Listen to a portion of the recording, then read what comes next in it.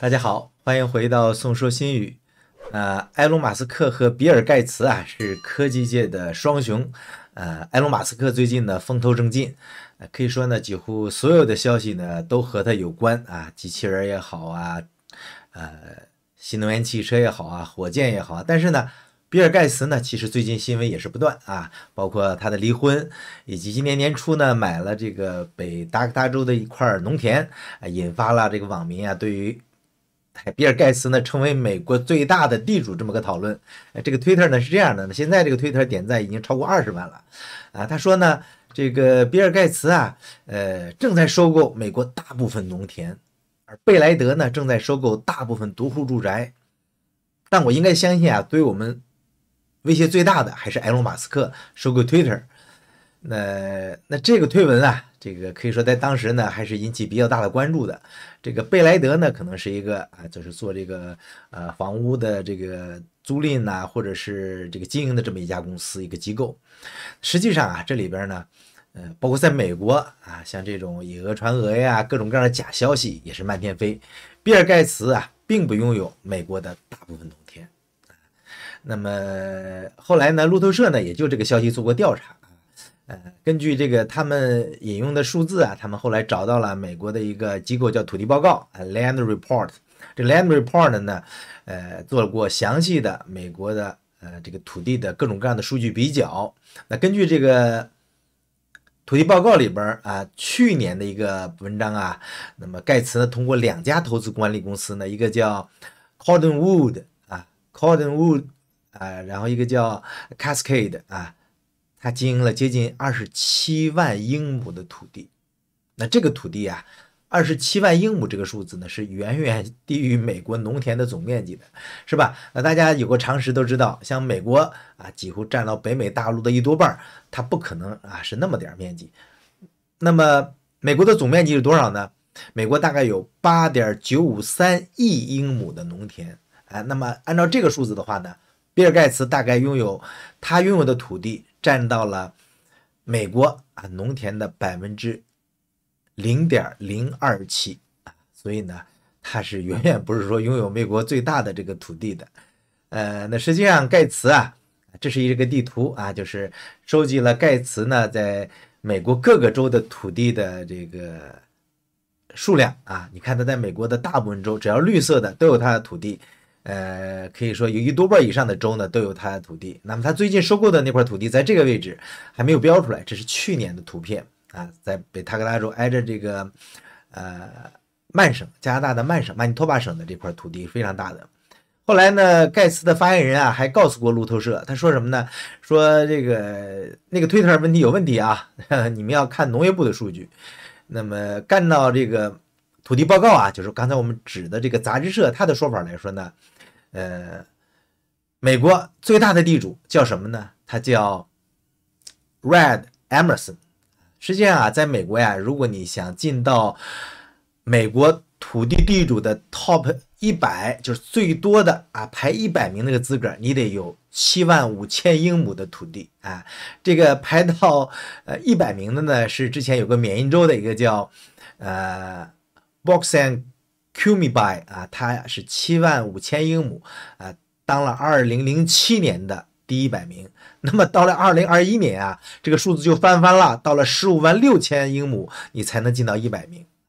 所以呢，那么根据统计呢，就是这位老汉他叫Red Emerson 埃默森这个埃默森呢是目前美国拥有土地最多的这么一个家族那他拥有多少呢？他拥有233万英亩的土地，他加州的那么这个家族是很有传奇色彩的。这个人可以说是一个正儿八经的贫农变地主的故事那他在1949年他开始和他父亲合作弄了一个木制品行业，弄个木工厂。1949年开始了他的土地收购生涯。大家知道同期在中国发生什么？在中国大陆中国大陆所有的地主都毕业了。他用了接近72年的时间，成了美国的第1大地主这要是在中国可了不得，可得把你解放了那么现在这老汉93了，93周岁还在工作啊。他从木制品行业一直在干这行业，然后呢，逐渐的就收购土地。那现在他的所有土地呢，是他的儿子叫 George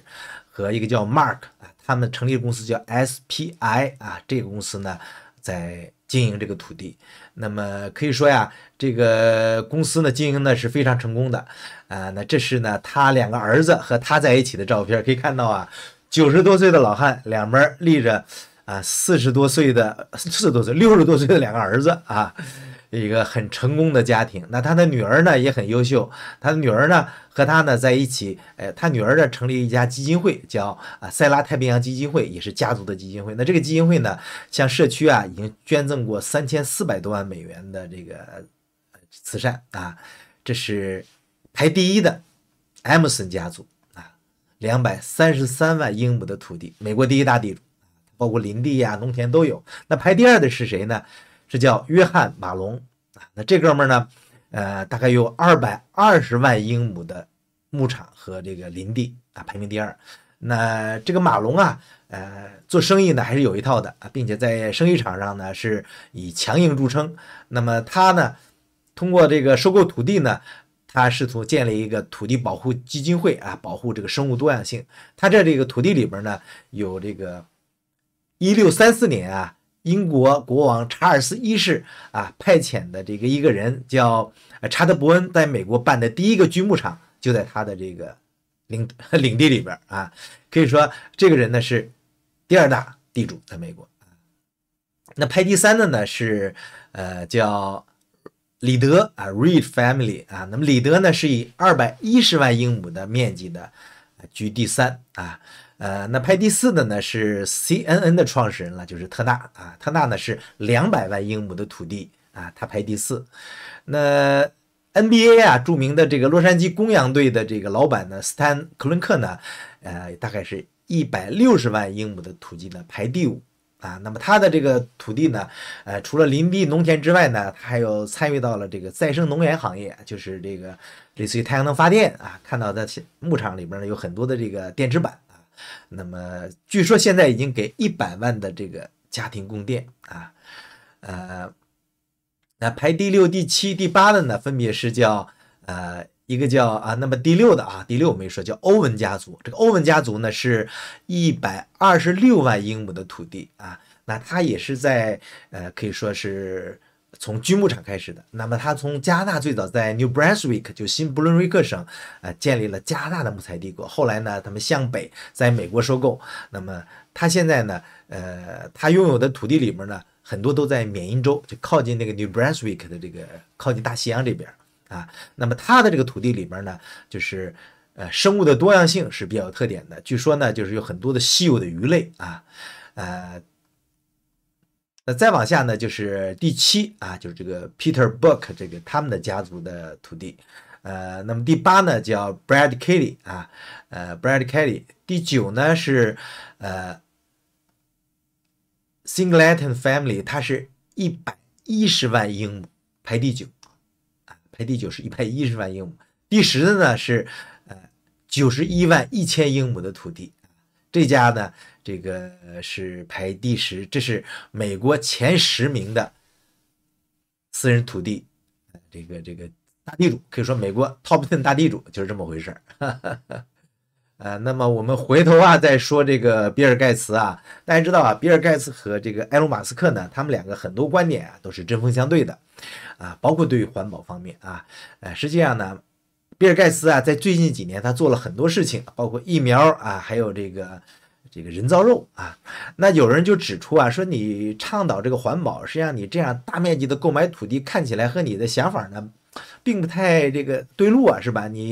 你购买土地，你往往你是以更高的价格，你收购以后呢，把当地地价抬高了，农民买不起，这就导致呢更大程度上推动了这个所谓单一栽培、更集约化的工业生产。你为了更高的回报，这样的话呢，就影响了当地人这个对土地的利用。另外一个呢，他们就是说，比尔盖茨这么做可能和他的这个气候它的这个所谓碳排放、倡导气候有关，但是比尔盖茨否认这个事儿，他说我投资的这个土地和气候是无关的这是两回事，你们不要把它放到一起。但实际上啊，无论盖茨说什么呀，他确实是美国最大的私人农田啊，这么一个农场主。那么他在对农业的投资看起来呢还是比较成功的。在他投资微软之后，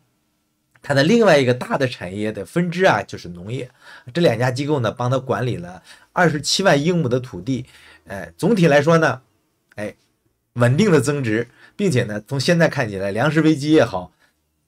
还有这个气候变化都和这个有关。所以呢，盖茨啊在做地主这个方向上他是坚定不移的。盖茨不是说嘛，他要把他这个盖茨基金会的这个钱啊，在他有生之年全部花完。那土地呢？土地是怎么回事呢？我相信土地他可能会留下来，因为在美国拥有这么大的土地，并且呢，在将来确实是我觉得是很有价值的啊。那好的，关于比尔盖茨啊，成为美国最大的农田啊农场主的这个故事呢，和大家聊到这儿。您有什么想法呢？可以在评论区留言。谢谢您的观看，咱们下次再见，拜拜。